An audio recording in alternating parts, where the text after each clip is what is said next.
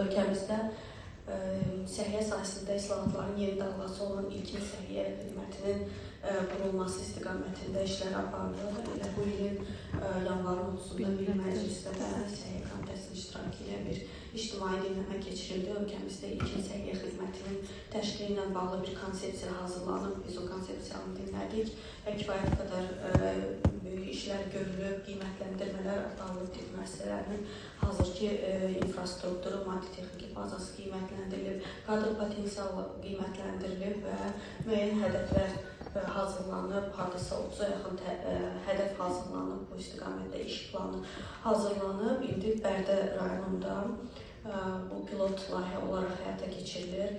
Aprel ayında Səhiyyə Komitəsi olaraq Bərdəyə səfərimiz nəzərdə tutulur və bu görülən işlərlə bağlı yerində tanış olacaq. Dövlətimizin sosial sahəyə olan qayğısı kimi səhiyyəyə də qayğısı yüksək səviyyədədir. Yəni biz bunun dövlət büdcəsində də görə bilərik. Ötən illərlə müqayisədə dəfələrlə artırılıb. Məsələn, 2021-ci illə müqayisədə səhiyyə xərclərimiz bu il 25-ci ildə 45% artıb. O cümlədən kistoz fibroz üzrə 2024-cü ildə 631 min manat dövlət büdcəsindən vəsait xərclənilib.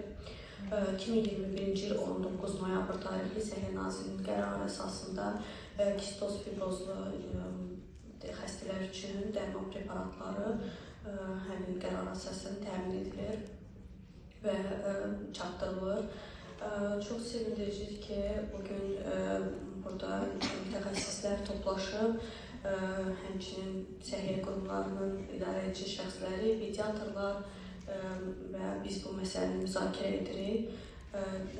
Təbii ki, qanunvericilikdə də müəyyən boşluqlar olduğunu bilirik bu istiqamətdə və düşünürəm ki, dövlətimiz gələcək investisiya proqramlarında, həmçinin dərmanlarla tam təmin olunmasına, diaqnostikanın mükəmməlləşdirilməsi istiqamətində yeni tədbirlər həyata keçirəcək və qanunvericilik bazasının təkmilləşdirilməsinə bağlı da qeyri-hökumət təşkilatının hüququdur ki, ictimai iştirakçılıq haqqında Azərbaycan Respublikası qanununa əsasən öz təkliflərini Səhiyyə Komitəsinə təqdim edə bilər. Biz təkliflərə açığıq, müzakirəyə açığıq.